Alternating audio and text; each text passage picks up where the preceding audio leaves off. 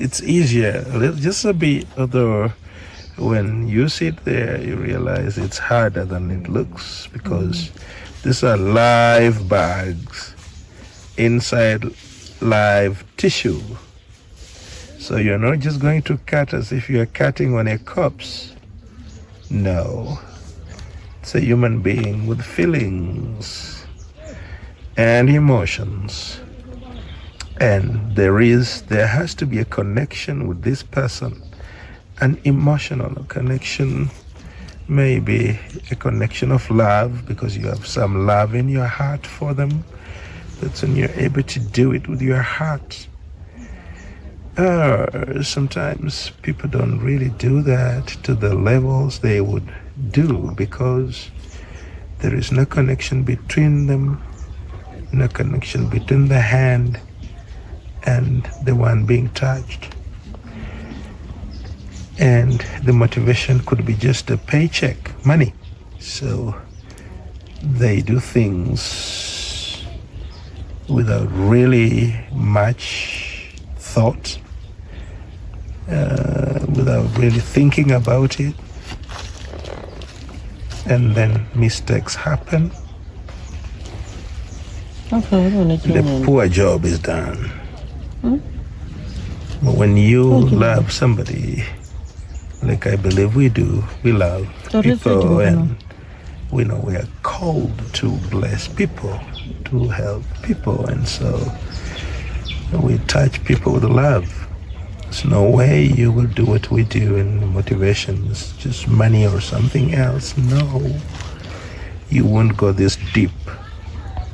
Okay, so I believe that reason why we don't see a lot of this, because we have trained surgeons, people with skill who would come here and do it faster and more professionally. They have the tools and the equipment. They have funding if they so wish. You know, they could get funding from government, from the Ministry of Health and Sanitation. They have billions of shillings. Why don't they do this? Because there is no love for the people. That's what I believe. I believe that if doctors and nurses and all these health providers had love, they would be able to come and help these people. Leave alone not throwing them out from hospitals. Because if this guy went to hospital with these jiggers today, he would be asked to go back home and get the jiggers sorted out fast. Not to mention that he will be sent away without anything. He will not be given any medication. He will be given a paper. He will be told, go to the chemists and buy this and go suffocate, smooth them. And when they are dead, then come and we will talk. And that is why these guys stopped going to hospitals. And that is why jigger victims die of malaria, of typhoid, of all these other diseases, because while they have jiggers, nobody can admit them in their facilities, private or public. You could think that private hospitals would be more lenient on jigger victims. No, they are not. Because as much as they look for money, those private hospitals are run by the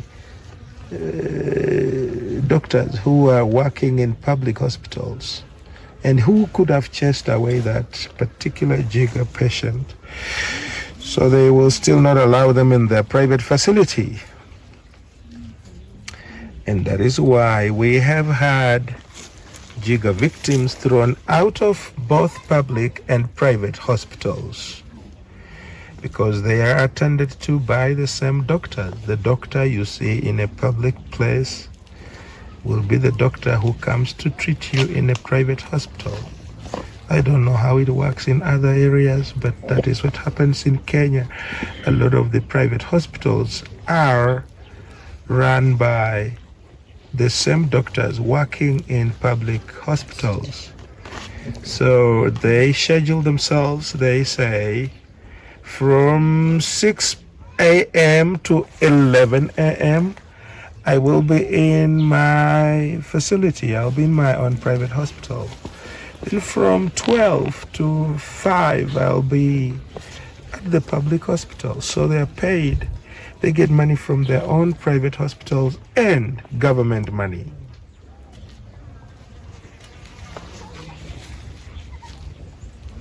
I once went to the hospital and the doctor told me, I cannot handle you here.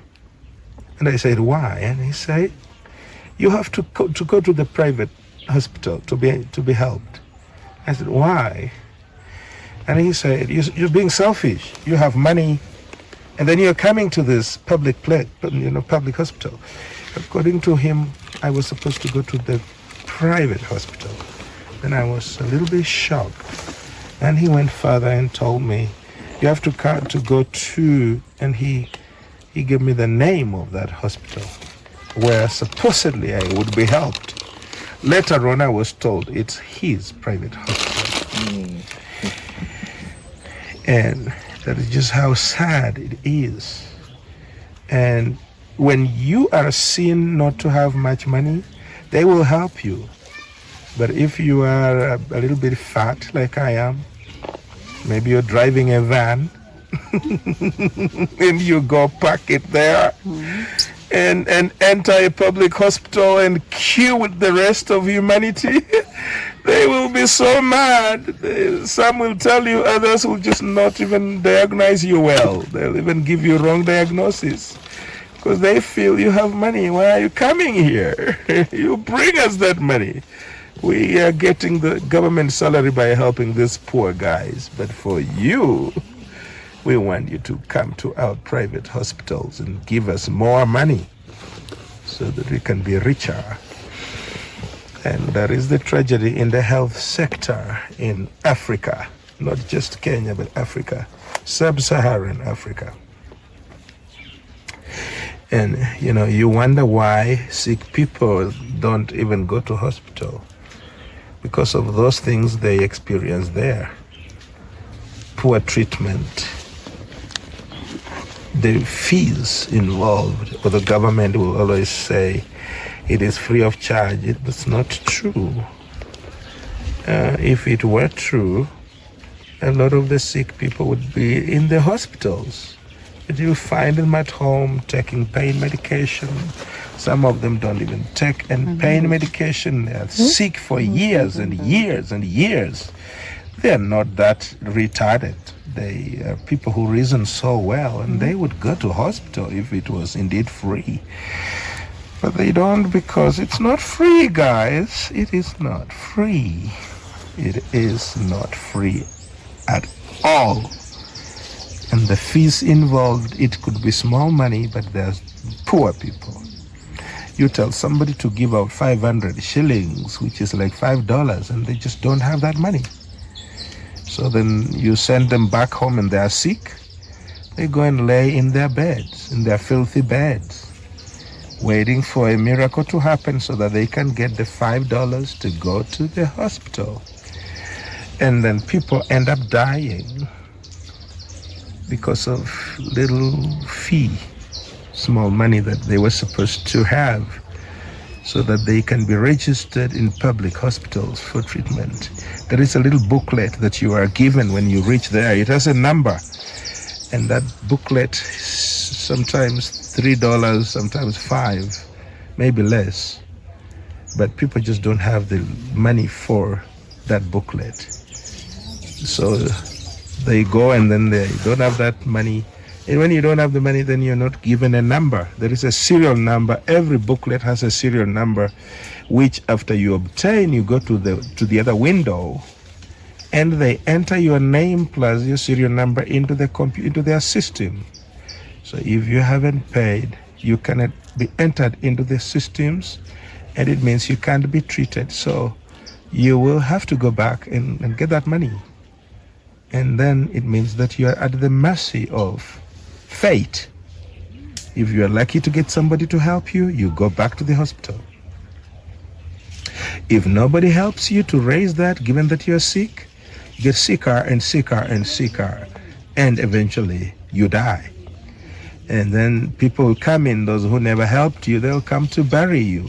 They'll attend your funeral in big numbers, and they will eulogize and give false testimonies about how wonderful you were, how awesome you were. But they would have left you to die because of $3 you couldn't raise. $3 for a booklet, and you died just because of that. And that is why the mortality rate is so high. That is why over 80% of women who are above 60 are widows. Men have died. People have died. And when you follow the causes of death, you will be surprised.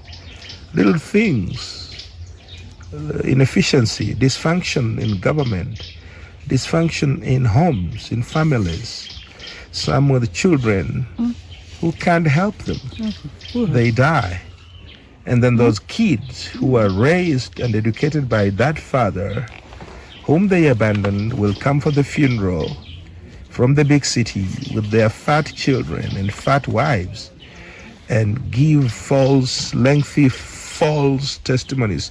Sometimes I sit at the funeral and I just get very angry because I hear these people in the Nairobi tent. They even get tents dedicated for the Nairobi people, and they have this water that we call funeral water because you only see that water in fancy tents for the people who came from Nairobi, the sons and daughters of the dead, who never cared about their mom or their dad, mostly dad.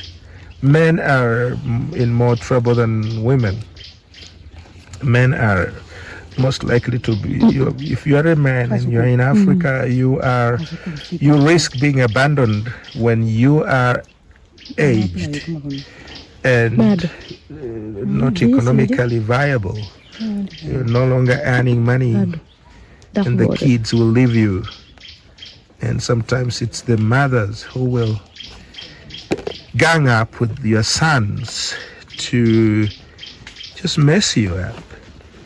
And then men end up dying. They realize their authority has been challenged because they no longer control